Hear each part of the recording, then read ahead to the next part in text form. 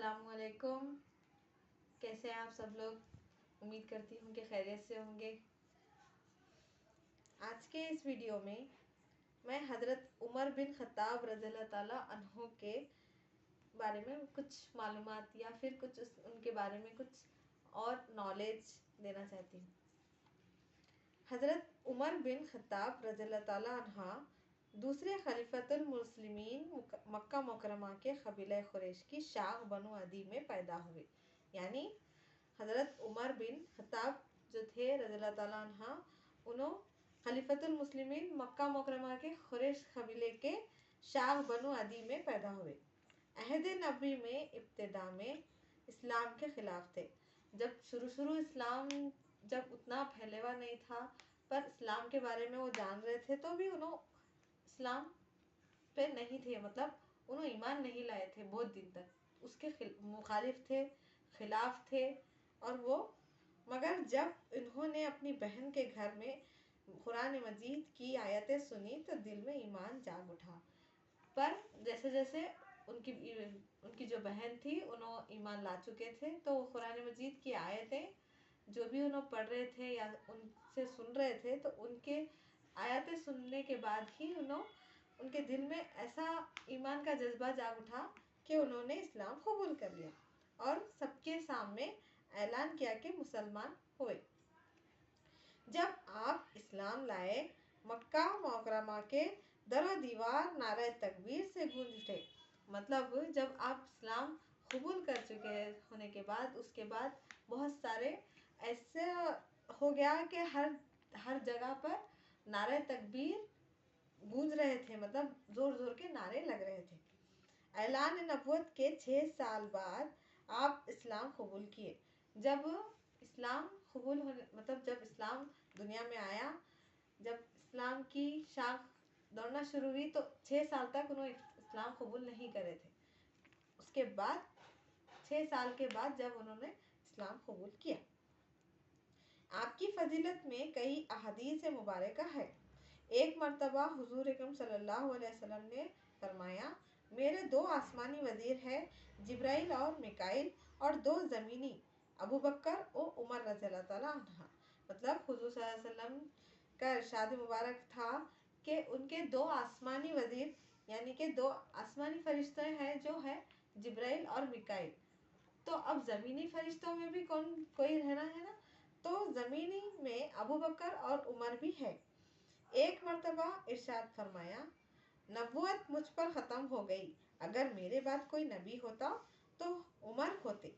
تو حضور صلی اللہ علیہ وسلم کو اتنا اعتبار تھا ان کے اوپر کہ انہوں بول رہے ہیں کہ جب میں نبوت مجھ پہ ختم ہوئی, اگر کوئی میرے بعد بھی نبی آنے والے اگر ہوتے تو وہ کون ہوتے؟ حضرت عمر.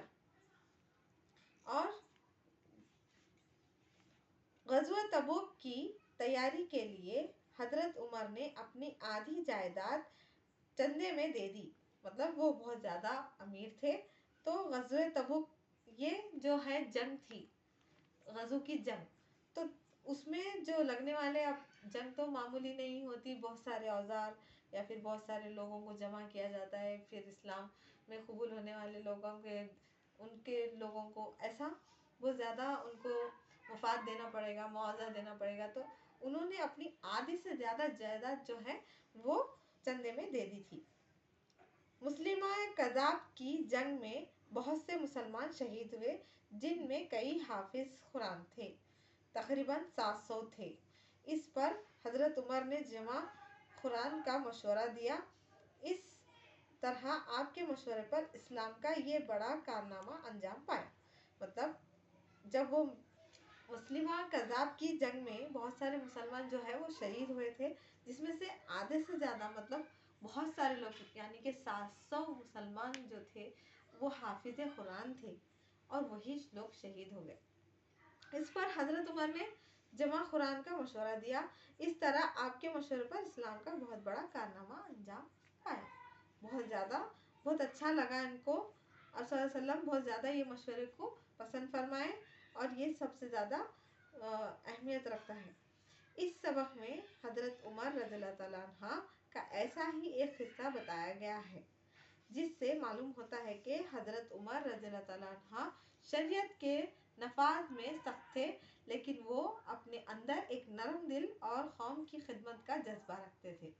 یعنی کہ جو دیکھنے میں ایسا زیادہ غصے والے انسان ایسا کبھی کبھی نظر آتا ہے، لیکن ان کے اندر بھی کچھ نرم دل بھی ہوتا ہے. تو حضرت عمر بھی کچھ اس طرح کی شخصیت رکھتے تھے. حضرت عمر رضی اللہ تعالیٰ عنہ مدینہ منورہ میں وقتاً فوقتاً بازار کا دورہ کرتے اور شہر اور مضافات کا اکثر رات کو گشت لگاتے اور فوری ضرورتیں پوری کرتے. حضرت عمر رضی اللہ تعالیٰ عنہ جب بھی مدینہ جاتے تو وہاں پر مدینہ مطلب پہلے کے دور میں مدینہ ایک شہر کو بولا گیا تھا. تو بعد میں حضور صلی اللہ علیہ وسلم جب وہاں ہجرت کیے تو اس کے بعد وہاں بہت زیادہ آگے ہو گیا وہ شہر.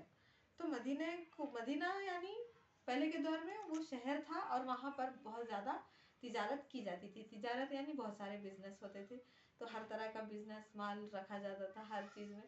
تو ہمارے حضور صلی اللہ علیہ وسلم کا پیشہ بھی تجارتی تھا. تو یہاں پر جب بھی انہوں کیا کرتے تھے، وقتاً فوقتاً جب بھی ان کو وقت ٹائم ملتا تو وہ ایسے ہی دورے پہ نکل جاتے تھے دوسرے بھیس میں، یا پھر پتہ تو چلتا کہ یہاں پر ہو کیا رہا ہے، یا پھر کس چیز کی ضرورت ہے، کمی پیشی کہاں ہو رہی ہے، کوئی دھوکہ دے رہا ہے یا نہیں دے رہا ہے، کچھ بھی اگر ان کو معلوم ہوا تو اس کے اوپر فوری ایکشن لے دیتے تھے. تو یہاں پر ایک مرتبہ کا واقعہ ہے کہ ایک نواردانہ واقف عورت غریب مسافر کی بیوی کی زچگی کا وقت قریب تھا، دروازے میں تھی، وہاں سے بھاگے ہوئے اپنے گھر آئے اور اپنی بیوی کو بیدار کر کے ساتھ لے گئے کہ زچہ کو مدد دے. یہ گھر والے امیر المومنین سے واقف نہیں تھے. تو جب ایک مرتبہ کا واقعہ پیش کر رہے ہیں تو وہ غریب مسافر کی بیوی جو جچہ تھی تو اس کے ڈیلیوری کا جو وقت تھا وہ قریب آیا تھا. تو جب انہوں نے دیکھا کہ دوڑے آ کے اپنی زوجہ کو یعنی اپنی وائف کو اٹھائے اور اٹھا کے بولے چلیے آپ کی مدد ہونا ہے، وہاں پر ضرورت ہے کہ جچہ کو مدد دے آپ بول کے انہوں کیا کرے اپنی بیوی کو بیدار کرے نیند سے. تو ان لوگ نہیں جانتے تھے کہ یہ حضرت عمر رضی اللہ تعالیٰ ہے اور یہ امیر المومنین کا گھر ہے وغیرہ وغیرہ. تو مسافر تھے تو کہیں بھی رک گئے سمجھو، ایسا ہے. یعنی کہ مسافر جو بھی رہتے، آپ کبھی بھی سفر میں رہتے، کبھی بھی ضرورت پڑتی تو آپ کوئی جانتا نہیں کہ کون کیا ہے، کیونکہ دور مقام میں رہنے والے ہر کسی کو نہیں جانتے. تو اب انہوں نے تو کبھی دیکھا نہیں تھا تو ظاہر سی بات ہے ان کو تو پتہ نہیں ہوگا کہ یہ امیر المومنین کا گھر ہے. تو یہاں پر جب آپ کی بیوی نے یہ کہا کہ اے امیر المومنین اپنے دوست کو بیٹا ہونے کی خوشخبری دو، تو اس وقت وہ شخص جانا کہ یہ امیر المومنین ہے. تو وہ عورت جو تھی مسافر کی بیوی، اس کی تو ڈیلیوری ہو گئی، تو ماشاءاللہ سے ایک بیٹا ہوا تھا. تو انہوں نے اپنی بیوی نے ان کی جو بیوی تھی تو انہوں نے بولا کہ اے امیر المومنین آپ کے دوست کو بولو مبارکباد دو کہ آپ کے بیٹا ہوا ہے. اس طرح حضرت عمر رضی اللہ تعالیٰ عنہ اپنے دور خلافت میں رات میں گھوم پھر کر ان کی ضرورتیں پوری کرتے تھے اور آپ اپنی رعایا پر بہت زیادہ مہربان تھے. یعنی کہ جو حضرت امیر المومنین کیوں کہا گیا تھا، کیونکہ مومن کے جو تھے وہ سردار کے ٹائپ میں تھے، مطلب ایک بڑے بزنس مین جیسے کوئی بھی ایسا بڑے آدمی رہتے تو ویسے ٹائپ میں، اور ان کے پاس بہت ساری دولت بھی تھی. تو انہوں نے ایسی رات کے دورے کے ٹائم پہ یہ سب معاملہ ہوا، یہ سب قصہ یہ اسی لیے گئے کہ وہ اپنی رعایا مطلب اپنی قوم کے اوپر یا پھر اپنی جو بستی کے تھے، جو اپنے انڈر میں رہنے والے لوگوں کے اوپر بہت زیادہ مہربان تھے. اب کوئی بھی رہتے اب ہم کیوں مدد کرنا، یہ سب ایسے باتیں دماغ میں آتے، لیکن وہ ایسے نہیں تھے. امیر المومنین ہے ٹھیک ہے، لیکن یہاں پر مدد کی ضرورت تھی جو وہ مسافر کی بیوی کو ہونا چاہیے تھا. تو ویسے ہی انہوں نے اپنی بیوی کو بیدار کر کے اس کی مدد کی. اسی طرح سے ان کے اندر ایک بہت زیادہ مہربانی اور رحم دل انسان تھے وہ. تو یہاں پر سحر کا وقت ہے اور فجر اپنی خوبصورت روشنی کے ساتھ طلوع ہونا چاہتی ہے. اللہ تو سب کچھ دیکھ رہا ہے، تو یہ اس بارے میں ہم بھی کچھ معلومات حاصل کرتے ہیں.